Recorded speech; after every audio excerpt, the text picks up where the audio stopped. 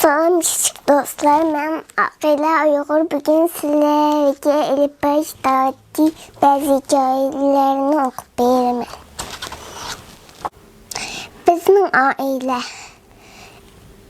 Bizim ailədə 4 can var. Dadam, apam, uqam və mən. Dadam mehmansarayda işləyirdi. Apam müəllim. Mən 3-cü illikdə oxuyuram.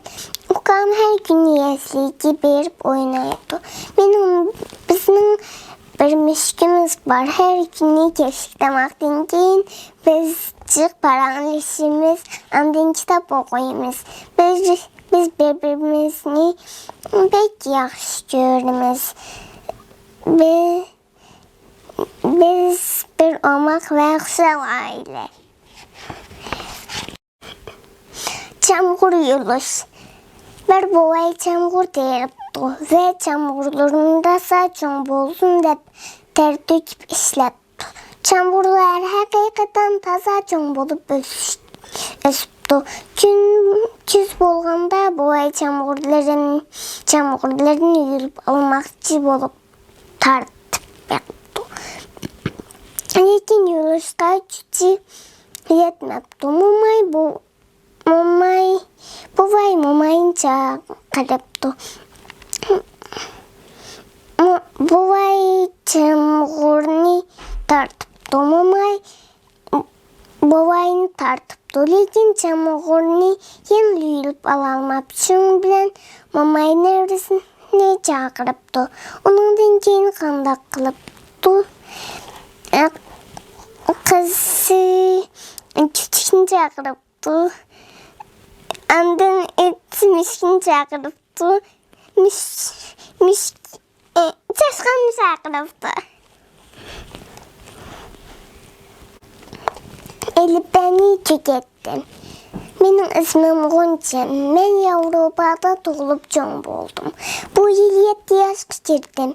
Apam bilen dadam bana kiçikimden Uyğur sözləşini öyrətdi. Bu yazlıq tətildə apam bilen dadam bana Uyğurca oxub yazışını öyrətdi. Uyğurca əlifbədə 32 hərf varkən bu hərflər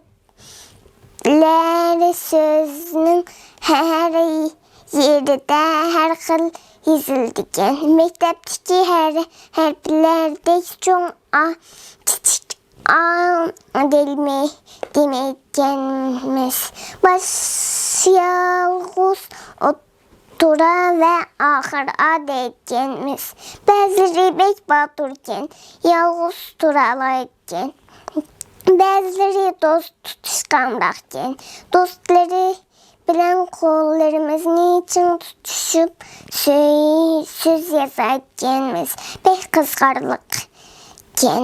Ben Elifbəni tüketken günü apam soğatlarını verip tebrikledi. Dadam yaraysız kızım bana bir haqiqi Uyğur boldunuz deyip söyünüp getdi.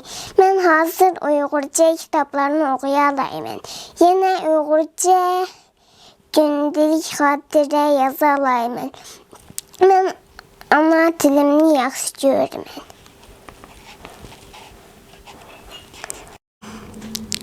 Ana til bilgən kişinin izzetini qılğım kelur.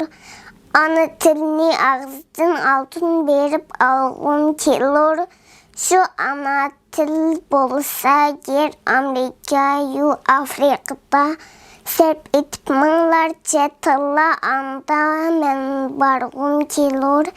Ey ana til bizə sən qalğan uluqlardan nişan. Sən bilən ruhi zımında iftixarlanğım kelur. Deyildi.